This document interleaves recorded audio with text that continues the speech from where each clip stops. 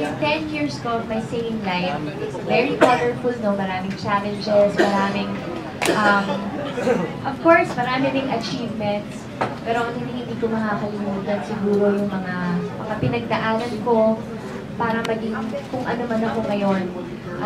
Masasabi ko ngayon na mas alam ko na kung sino ako, yung identity ko, kung ano yung mas gusto ko pagdating sa genre na gusto ko or yung musicality ko, mas siguro lumawak yung pananaw ko pagdating sa musika na noon kasi akala ko ang batayan lang or ang gauge ng pagiging magaling na singer yung pagkakaroon ng wide range ng boses or yung pagkakaroon ng malinis na boses sa pagkanta.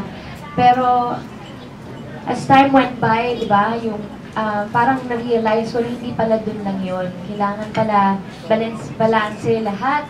Nandun yung linis ng pagkanta.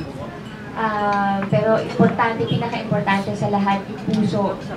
Kung paano mo maihahatid, maki-convey yung mensahe ng kanta effectively. So, ng mga tao na manggugulat. Yung ari ko Just like last year, the last time.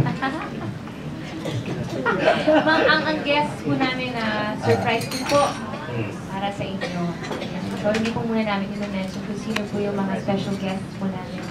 Walang lalaking mag-surprise sa stage. Ayaw ko kung dumipende na sa lalaki. Para Grabe ka naman. Statement, ha? Bakit naman? Bakit naman ayaw mo na dumipende sa lalaki? Hindi, ang ibig ko pong sabihin, kasi yung the past shows na ginawa ko, di ba, lagi merong alam niyo na po yun. Sabi ko this time, ayoko may halong ganun. Gusto ko, Gusto mo talaga, ikaw talaga. Ako lang talaga. Dahil concert ko naman po ito at yung talent ko ang sinashowcase dito, hindi yung love life ko or doon sino man ang nalilink sa akin. Diba po? So, ayoko ihalo yun. Sino ba nalilink sa'yo ngayon? Kilala niyo naman kung sino. Ay! Si Mateo, di ba?